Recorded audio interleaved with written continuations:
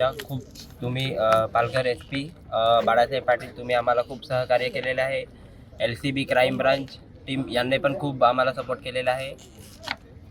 आणि जे आरोपी भेटलेले आहे आणि जी मीडिया आहे ती पण तुमच्यामुळे आज आम्ही इथपर्यंत पोहोचलेलं आहे. मीडिया तुमच्यामुळे आम्हाला खूप खूप सहकार्य झालेलं आहे. आज तुम्ही नसल्यास ते आम्हाला न्याय भेटला नसता असं आम्हाला वाटते.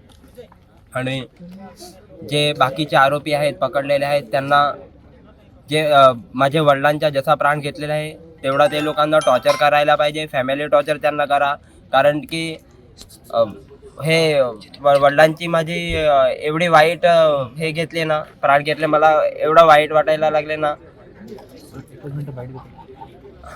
आज मीडियाच्या समोर उभं राहायचं मला होत नाही.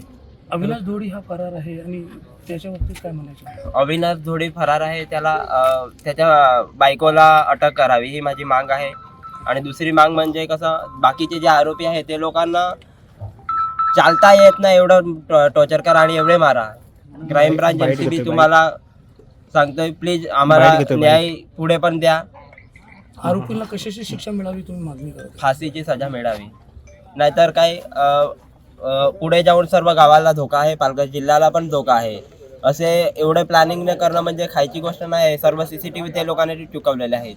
ही तर आपली LCB टीम चांगली होती म्हणून हे लोकांनी शोध लावला, नाहीतर शोध एक साधारण माणूस म्हणजे शोध लावून शकला नसता. त्याच्या फॅमिलीचा कोणी मेंबर असला ना, कोणी पण साधारण माणूस असेल, हे तर काय आमचे वडील शिंदे गटाचे संघटक होते म्हणून त्यांचा शोध लागला, नाहीतर त्यांचा शोध लागू शकला नसता.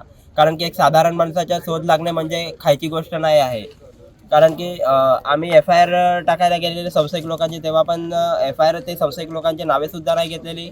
आणि दुसरी गोष्ट म्हणजे हे सर्व मिळून आलं असतं अगोदर, पण NCR घेतली, नंतर FIR दाखल घेतलेली नव्हती.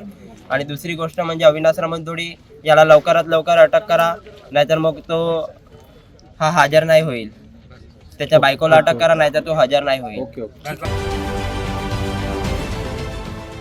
देश विदेशातील प्रत्येक घडामोडींचे लाईव्ह अपडेट मिळवण्यासाठी आता साम टीव्हीच्या सर्व सोशल मीडिया प्लॅटफॉर्मला लाईक, फॉलो आणि सबस्क्राईब करा. तसंच सर्व नोटिफिकेशनसाठी बेल आयकॉन प्रेस करायला विसरू नका.